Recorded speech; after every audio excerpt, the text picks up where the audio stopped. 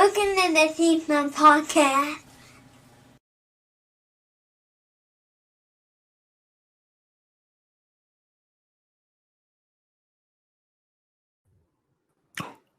Welcome to the Scene Snobs Podcast, everyone. I'm your host, Mick Manhattan, joined as always by my colleague, my friend, and my mentor, Mr. Casey the Man Plot. How are you today, sir?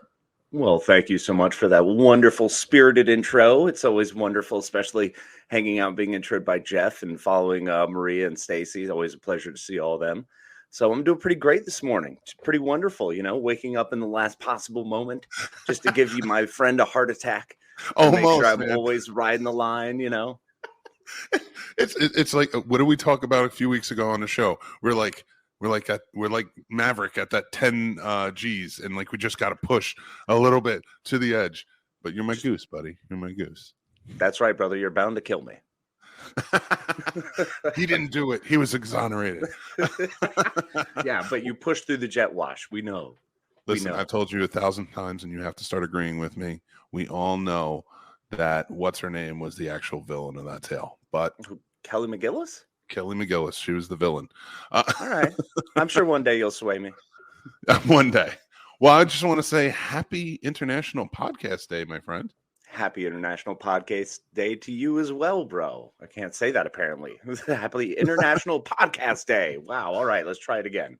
Well, I thought, to start off, because we've been doing this this is our 11th year podcasting, us. It is. And it's going next week will be our 3rd year with the Scene Snobs.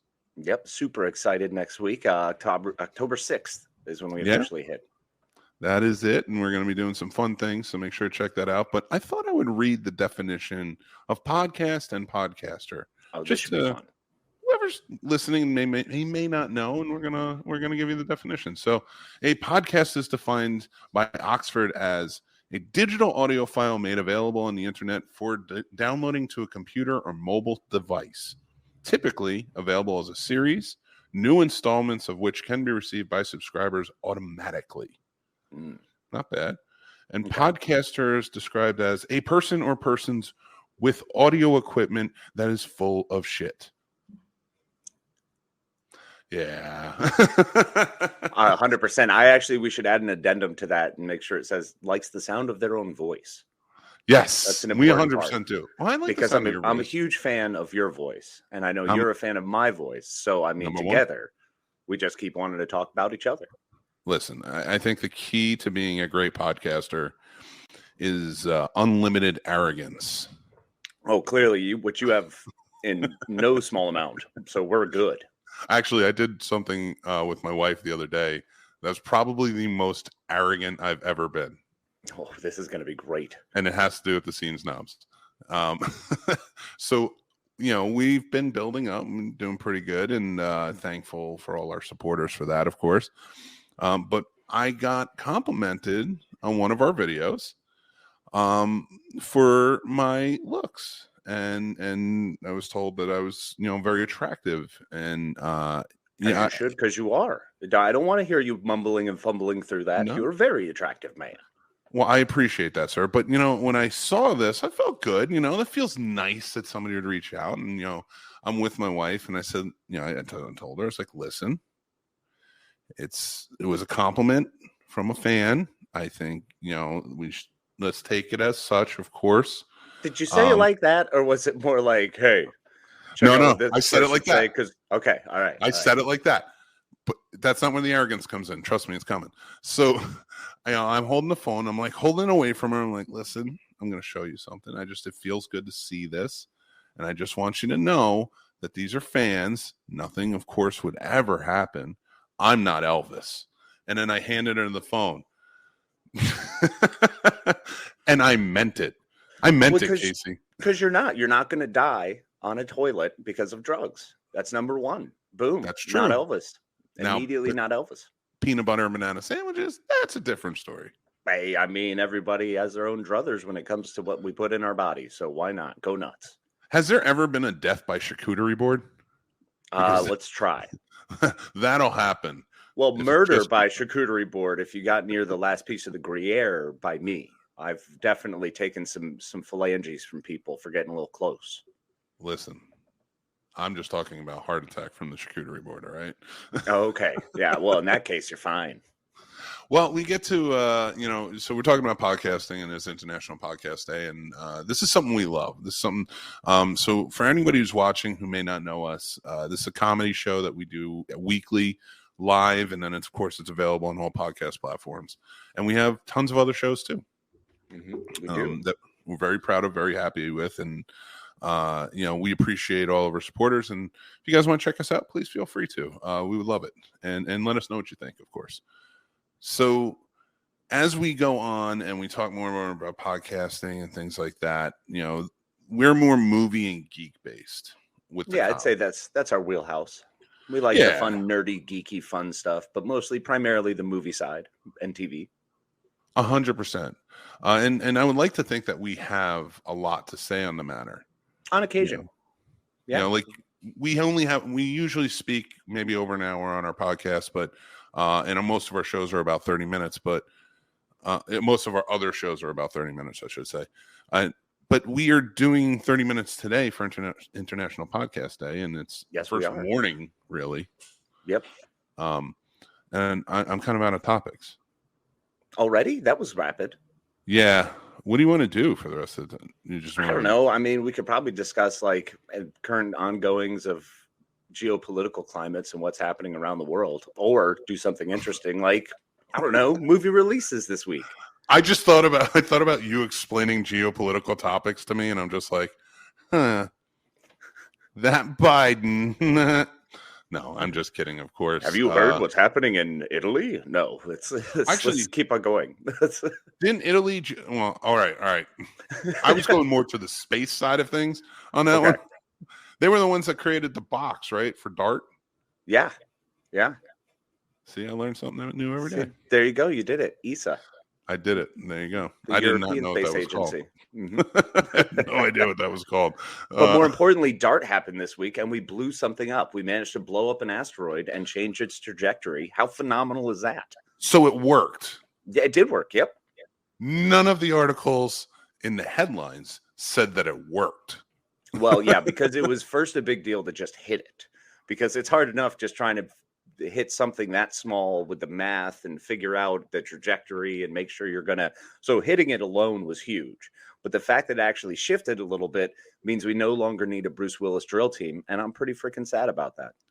That does suck. I wouldn't want to be on that drill team for like 5 minutes, and I want to leave. We should be on that drill team. Oh, I'm definitely dead quick. I'll do something dumb, and I'm just floating into space for the rest of my life. That's it. Dude, if that one guy, was a Bear or whatever his name was, can make it, I could make it. Oh, you'd 100%. Be fine. Yeah, if Michael C. Clarke can do it, I'm sure you're fine. Yeah. Well, no, Michael C. Clarke was still in pretty good shape back then. That's fair. Yeah. Well, you're getting in great shape. Noom. Better. So, speaking of Michael C. Clarke, who passed away sadly years ago, Coolio passed away. Yeah, how bummer is that, man? He's living his life in his gangster's paradise. He took a fantastic ride all the way there. Fantastic voyage, sir. Oh, fantastic voyage. Sorry. I almost added at the end of that, just be like, and the Keenan and Kel intro, because that's literally all I know from that. Like, totally I don't remember the title. I'm just like, Keenan and Kel? So I know Coolio was awesome. And he always popped up in the 90s. He was always fun. So rest in peace, sir. Now let's get to some movies coming out this week. Let's do it. All right, everybody. So what movies do we have? We have the Rob Zombie's The Munsters came out on Tuesday on Netflix. Yes. I actually did. I'm halfway through it now. It is all right. I didn't hate it. I thought I would. It's the Munsters. It's really the Munsters. They just updated it, and it's pretty darn okay. Yeah, and I was surprised. I remember watching the trailer for it. And now, listen, everybody, I'm telling you this now, but when I believe in integrity in movie reviews because we do those as well. Mm-hmm. And unless I watch a movie, I do not put out my opinion on it. But to friends, I will. Like friends, I'll talk about it. So personally, then after I watch the movie, I'll tell you exactly what I think. I saw that trailer and I'm like, they've done the Monsters an injustice. And I was pissed because I love that show. And I'm like, how are you going to Sherry Moon's on me, really. I was just so mad about everything that they were doing with it. I watched it this week, and I walked away from it. I really enjoyed it. I was so upset with all of this new, the Addams Family stuff, that I had melded the two together in my mind, and there was no way to separate them. So I was convinced that this Munsters movie was going to actually be the Addams cast, and I was very confused. But no, Munsters was done right. I think so. Easy, fun, goofy, just funny. But I think that's what it needed to be. So like you had mentioned the Addams Family, and they're coming back with another show, which with the Addams Family, they were campy back in the day too, but I think they had more of a serious tone, and the movies really just propelled it to that. Much edgier. It's much more the pure dark humor, whereas the Munsters is silly comedy set in a dark monsters world who aren't even really monsters. Yeah, I know. Yeah, exactly. So they did a great job with it. And I don't say that often about Rob Zombie films. I love his look. I'm just not a big fan of his stories. This is true. I think he needs a writing partner. Lot. Yeah, no, I'll agree with that. Absolutely. That isn't Sherry Moon Zombie. That isn't Sherry Moon Zombie. She's doing enough. She can star in your movies. They're your movies, but get a writing partner who can just polish. Just polish, because you have good ideas. You just need to see them through. But so then we have other movies like Bros is coming out, which is the first homosexual romantic comedy movie from Billy Eichner that is backed by a studio, which is awesome. Yeah, very awesome. It's pretty great to see how Bros has been getting a lot of traction. So I'm very excited to check that one out. That's going to be. It looks funny as hell. Billy Eichner's great, and all the clips I've seen are funny. So. Yeah, I want to try and go check it out this weekend so I can review it. But yeah, it looks really good. Smile is a horror movie that came out where a weird sort of epidemic is happening where people are smiling, very grotesquely. And it seems to be some sort of supernatural entity making them do it.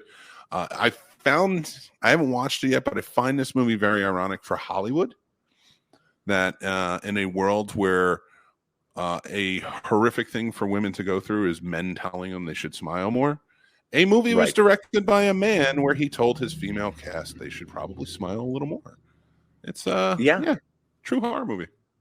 Yeah, sounds good. I actually I'm excited about that. It sounds fun. It's very 1989 Batman. The Joker made people die smiling. So all right, took him a little while. We'll see how this works out. Have you seen the marketing for it? No. They've had people going to baseball, basketball, whatever games they're playing right now, standing behind home plate or whatever, and just standing there with a evil smile on their face, staring at the camera.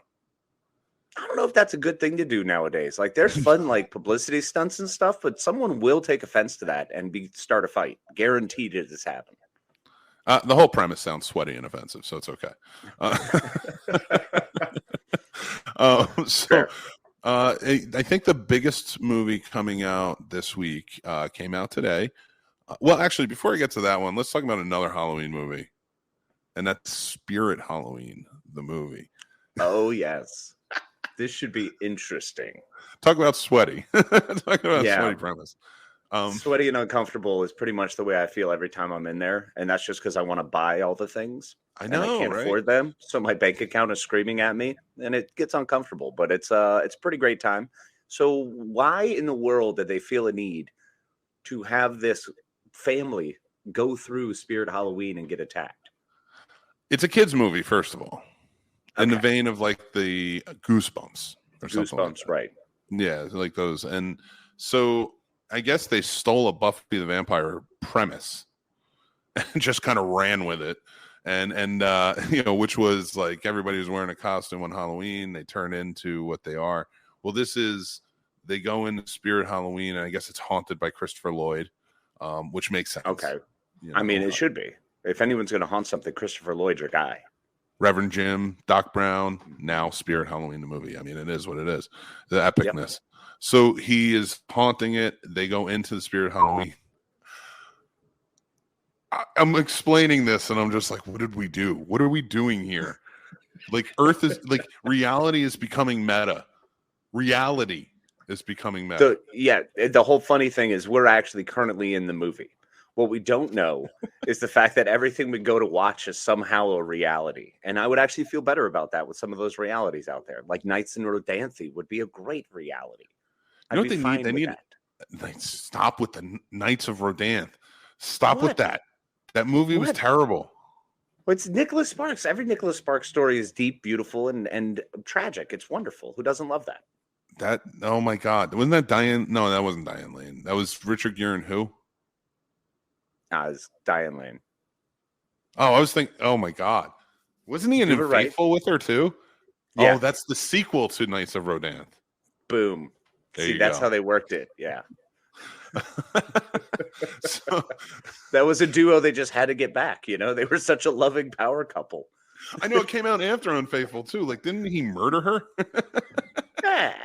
You know what says love? Not that Pretty Woman shit.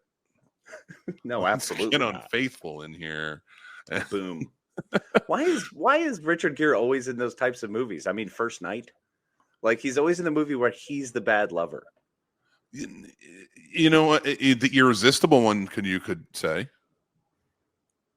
He's Okay. so, and I don't understand it because he's supposedly a pacifist and like sort of like a hippie, like doesn't like fighting or anything like that. Mm-hmm. There are a lot of movies where he murders people. Tons. And then I think there's the one movie where he did murder anyone and he got set up for it, and that's like what he's most famous for, American Gigolo. Well, not most famous for that. I mean, I guess Officer and a Gentleman and he was most famous for that back in like 1982. But then, it's all right. So with him, I don't understand how it gets to. Like, is he a star? Like, is Richard Gere a star? Can we talk about this for a second? well, We haven't even gotten to some of the movies that came out, and I want to that's talk fine. about that. This is what we do on our show anyway, folks. Yeah. So Runaway Not wrong. Bride was big. So, I mean, and that put him back with Julia Roberts. So there was a reconnection there, and he was a big enough star then Was that he carried star power. Because, well, at First Night. Was Bro. she? Who, Julia Roberts? Roberts was the star. And I remember Runaway Bride starring Julia Roberts and Richard Gere, her co-host from this, from Pretty Woman. And it's like, that was like the big selling point. So like, is Richard Gere like a movie star, or is he like a really well-known actor who gets in some big movies sometimes because he was in them with other people? He's a really well-known actor who gets into a lot of stuff, who at one point was a rising star, should we say? I think he was definitely a rising star. I mean, he was a top 10. He's got to be on some people's top 10 lists. He's got to be. think, yeah. I mean, no. Even if it's just for, Maybe his cheesy wife's. romantic dramas. There you go. I mean, his wife probably loves him. I mean, because think about the movies that he's in. Like, they're not all hits. No, they are not. And he wasn't even the biggest star in Officer and a Gentleman. I would argue was? Deborah Winger was a bigger star at the time, and Louis Gossett Jr. Louis Gossett Jr. is definitely up there. No. Deborah Winger, was she really that big? I mean, Urban Cowboy, I guess. That was pretty huge. But at that time. Yeah, that's what I'm saying. Because before that, he had only done American Gigolo. So then we come out with that, and he's huge in Officer and a Gentleman. And then we get Pretty Woman, where he's massive in that. And he was the star. Julia Roberts was the up and comer. Yeah. No, that I won't argue with. That but even like when he got into it, he wasn't like a mega superstar. Like, he wasn't, like, I think Gary Marshall directing that was more of a big thing. That's fair. And I think in First Night, I mean, you obviously have Sean Connery and a couple other people that they kind of placed around there. And then once again, Mary Elizabeth Mastradiano. So maybe that's why he's a good actor, is because he can latch on to stars that are in the movie, and he knows it. And then he's just like, I'm going to provide a character here. Are we calling Richard Gere a tick? A famous tick? Is that what he is? So he just rides along? He's a famous tag along? But he's adding value. So I wouldn't say a tick. Okay. So maybe he's a colorful tick. So that way he's got, like, I don't know. So at least it's aesthetically pleasing. Your Lyme disease is going to be aesthetically pleasing. Wow, you look stunning. You can never eat red meat again. Well, we do have 2 more movies that I have not mentioned coming out. Oh, wait, there is another one. Damn, there's a lot of movies coming out. There's a couple of them, man. I've got a decent list here as well. I The think Greatest Beer Run Ever, starring Yes. Zac Efron. The Vietnam Tale. that's going to be fantastic. Read that blurb off. I'm curious. That one is to show support from his neighborhood friends serving in Vietnam. Chicky Donahue, as Zac Efron, of course, decides to do something totally outrageous. Travel to the front line by himself to bring beer to the soldiers to give them a little piece of home. Isn't that sweet? And it's based on a true story from what I understand. Mm-hmm. It is. And it's pretty fascinating that we're going to get this. Once again, Zac Efron. Who doesn't love Zac Efron? I think he's our era's Richard Gere, if you will. So Poor kid. He'll always be recognizable. He's just never quite the star. I wish he was, though. He is pretty funny. I like him. He's fantastic. No, look, his humor is great. I think he's a wonderful guy. I love his acting. I've got no problem with him. It's just one of those deals where he kind of sits in there where we don't hear from him for a couple years. So it's tough to say that he's this massive star. That's true. Well, you know who is a massive star? Ana de Armas, and she had a new movie come out this week on Netflix as well called Blonde, where she plays Marilyn Monroe. Do you like looking at doctors through the vaginal canal? This movie's for you. I am not kidding. That is not a joke about this movie. If you can make it through all 3 hours of this dog pile, yeah, you'll see what I'm talking about, because they do it twice. Man, twice, Casey. I've started a couple times to try to jump on it, and honestly, it feels like I'm through the stereoscope surgery would be more interesting. This movie made me feel bad for Marilyn Monroe after I watched it, but not for the reasons I think they wanted me to. Mm-hmm. It was more along the lines of like, what did you do to Marilyn Monroe in this movie? How many times do we have to keep bringing up and discussing and churning through the Marilyn Monroe story? Can we do it right at least? Not this one. Can we get one that's right? Well, was this someone trying to make it too artsy? Was it someone trying to bring in this different flair? Was someone trying to make her a weak person? Because Marilyn Monroe is not a fucking weak person. So no, it kind of depends on what angle did they take it. Every bad one you could. It's like let's show everything that happened to Marilyn Monroe that's bad. And then I went up and I looked at the fact versus fiction, and a lot of it's fiction that they made up in this. Really? But she has a lot of stuff that did happen to her that was bad. They didn't touch down on that, except for Joe DiMaggio. They made sure to show him as a dirtbag, but that's it. Did they really? Was he a dirtbag in their relationship? He was abusive to Marilyn Monroe. Okay, gotcha. I did look that up. That was like the one thing that was like, oh, that's true. That's the one. You got. But everyone back then was abusive, weren't they? Isn't that just a thing? I don't know. Let's ask old White Christmas himself, Bing. Yeah, I mean, we always know that Bing Crosby is a safe bet. Hit your children with a nice sack of Valencia oranges so it won't leave bruises. That would be a good topic for the show in the future. At what year did we shift and stop beating our children relentlessly? Yeah, when was that officially? Because I remember a lot of people talking about a good smack would change you. I had a couple good smacks. So 2001 maybe? I don't know. Somewhere around there. It had to have been. I think it was our era becoming adults. Yeah, millennials changed it up. Good on you, millennials. Well done, millennials. Last movie that we need to talk about is probably the biggest one that's coming out, and I'm excited for it, even though I wasn't a huge fan of the original when growing up. Hocus Pocus 2 comes out. Yes, I'm so amped for this movie. I'm going to watch it today. I'm going to watch it several times throughout the week, and I cannot wait to watch it with my daughter. We're huge Hocus Pocus fans, and I'm super excited that they've got, first of all, the three sisters, Kathy and Jimmy, Bette Midler, and Sarah. Wow. I'm not telling you. I'm not telling you. It happened. All right. Nope. So Matthew Broderick's wife. Do it. Yeah. There you go. Sarah Jessica Parker. Thank you. So it's amazing how that worked, right? Well, it's super excited to have them out. Plus, we get Doug Jones back as Billy Butcher. So stoked to have that. He's a man. He's amazing. I mean, he's done so much, and he's been kind of that quiet guy throughout his career. But for me personally, especially with Star Trek, he's fantastic. He's just an amazing character, fantastic actor. So we got really some great excited movies. for this. Yes, that we'll both be watching. We'll both be reviewing. So go check out more from the Scene Snobs.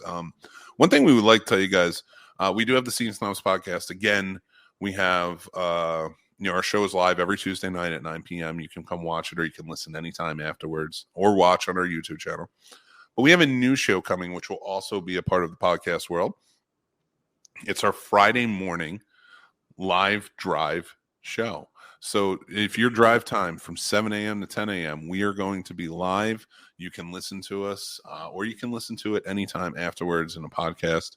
We're very excited for it. It's just more of an extension of what we do with a little bit of a twist to it. So please come check us out. We'll be on our YouTube channel and more. We're very excited, and we're very excited to take part in this. I want to thank Jeff, who's putting this together. He's an amazing producer. So thank you for having us on, asking us to be on and being a part of this. The True Love Knots podcast is up next. So make sure to stick around, check them out, and check out the rest of these shows because they're going to 9 p.m. tonight. I am very blessed to be here. Feel very blessed to be here. And Casey, I'll let you speak for yourself. But thank you. I appreciate it. I was wondering if you were going to try to explain it and that's tell enough me from how Casey. I feel. Of course, I'm stoked to be here. This is always wonderful. Anytime a group of podcasters get to join up and, shoot the stuff together and kind of give a little spiel about who we are. And it's really about supporting and building each other up. And that's something that's really important. And it's a wonderful thing that Jeff has done and continues to do. So Jeff is always wonderful for that. We appreciate you. And thank you so much for the time. And yeah, it's a blast. Make sure to check us out Tuesday nights at 9 p.m. We have a plethora of shows, though. Seriously, just go to our page, thescenesnobs.com, and check out all the wild things that we do, all the antics and ways that we run off at the mouth and try to attempt to explain movies and then just come up with some sort of ridiculous explanation that takes us maybe down a history journey. Maybe we'll head down a path of absurdity. It's definitely one we take more often than not. That is our high motto. Road.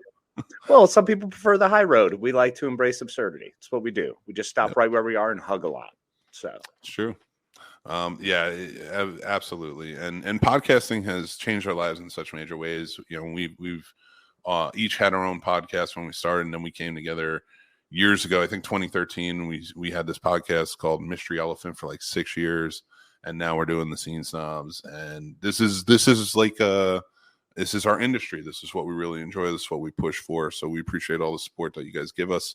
Thank all the people who watch, listen, support us on Patreon and all that stuff. So you guys are truly amazing. International Podcast Day is important. People really do their best. They put themselves out there, and that's a big thing. And so we appreciate all of you guys who are doing it, guys and girls who are doing this as well. I think we're out of time, maybe. perhaps, I don't know. or we're just gonna keep stretching. We should just go till 9. I haven't. Okay. You have us just till go. 9 p.m. That's it. Well, 10 Eastern. 10 There Eastern. we go. We run on America's time over here at the East Coast. It's 10 a.m. coming up. We got our first hour down. We have 11 more hours to go. The Scene Snobs, make sure you check them out. thescenesnobs.com. Get the new podcast every week coming out. A great episode today. That was a lot of fun catching up on current events here in new movies. Some I'm a little worried about, but I mean, the box office sales will take care of that, I'm sure. Absolutely, always does. Washes all manner of sins. Yeah. Thank you so much for joining us, and we'll see you on the next one.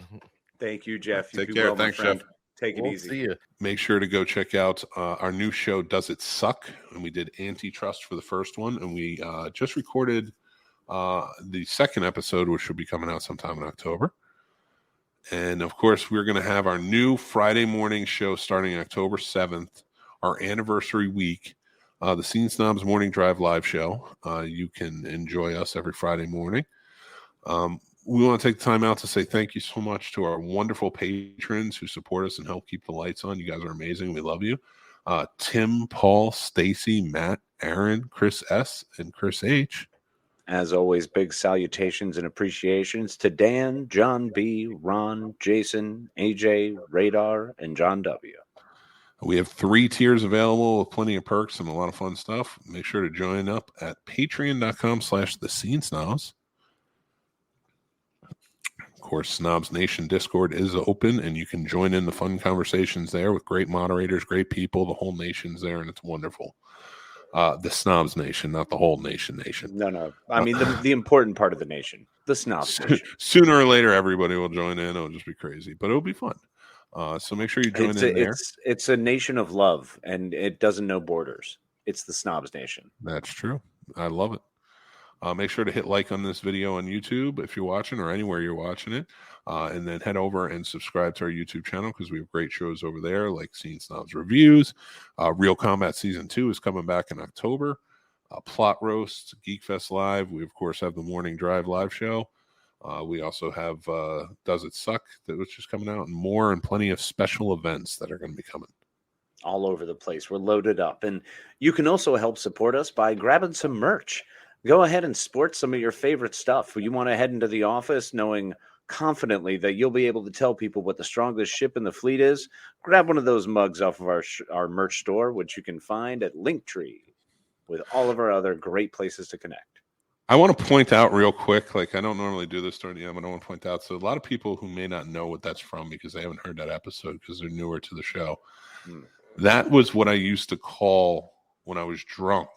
Hammered. And call my friends like Casey and others. And that's what I would say to them. I would call them up and be like, "Hey, Casey, what's the strongest ship in the fleet?" And he what are you talking about, Mick? Are you all right? What's going on? Friendship. Yeah. Oh my God. And then he would hang up on me. That was the other thing, though. It wasn't just that he would say hello or continue a conversation. It's all he would say and then hang up. It was hilarious. And then, of course, that was me explaining it to you. And, of course, we have Embrace Absurdity and Aha. So the classic Aha, where he makes fun of people. And when he has the opportunity, looks you dead in the face and goes, Aha. It's always great. Make sure to follow us on all of our social media at the Scene Snobs or at the Scene Snob on TikTok because it won't let me change it. But there you go. Before we get going, the last as for savings.